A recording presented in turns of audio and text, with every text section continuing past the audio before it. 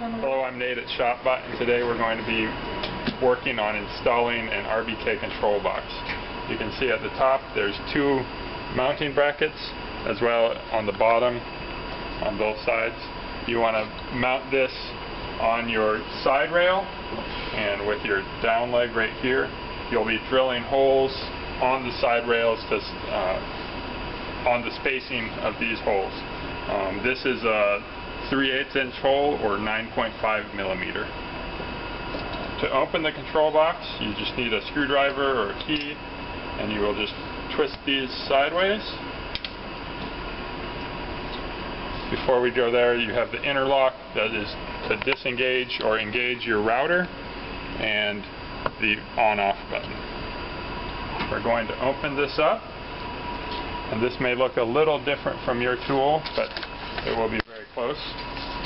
We have the RBK control box document, our wiring diagram, and some other documents that will be helpful for us. You can see from the wiring diagram, we're going to need to have 220 volt going in. That will correspond right here. You've got your L1 and neutral legs, and your ground bar will be here at the bottom of the box. This is the contactor. This is where you will be wiring up the legs for the router, which is here. So you will be going to the T1 and T3 positions. So here and here. All cabling will come into the box either for the main power and the router in these holes, or for the peripherals, proximity switches, emergency stop switch through the side plate. And there is documentation for this. With the RBK control box, what we're going to do first is wire up the motors. First, we will need to loosen up these screws using a simple Phillips screwdriver.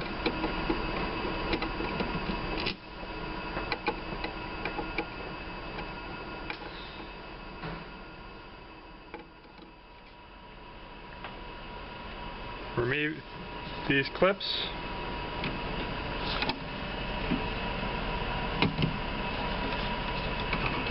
And gently pull the board off of the drivers.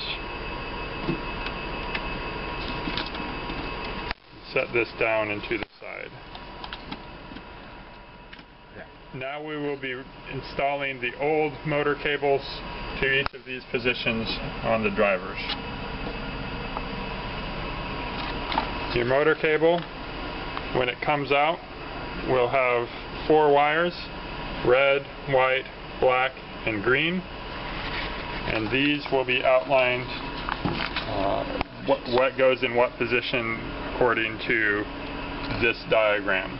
You have X1, X2, Y, Z, and A will be your second Z axis. On the next page, it shows how to use the Wego tool to remove your existing wires from the connector. And then we see here that it tells us what order the cables will go in. For X1, which is this, we will be ordering it red, white, green, and black. Red,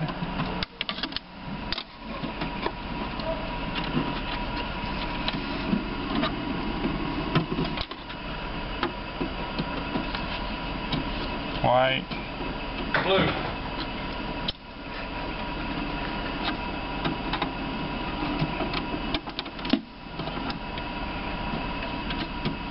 green,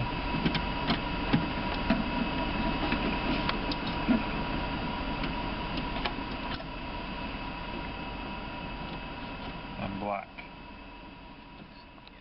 Now you can see we have wired everything up, and according to the directions on this page, X1 and Y1 are red, white, green, black. X2 and Z and your A will be red, white, black, green. It's wired up the same here. Now we will place this back on top. Carefully line up top.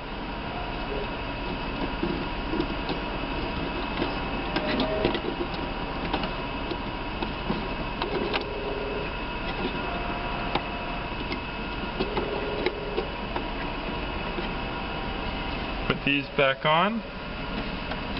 Make sure that 5 volt goes to 5 volt and 24 volt goes to 24 volt.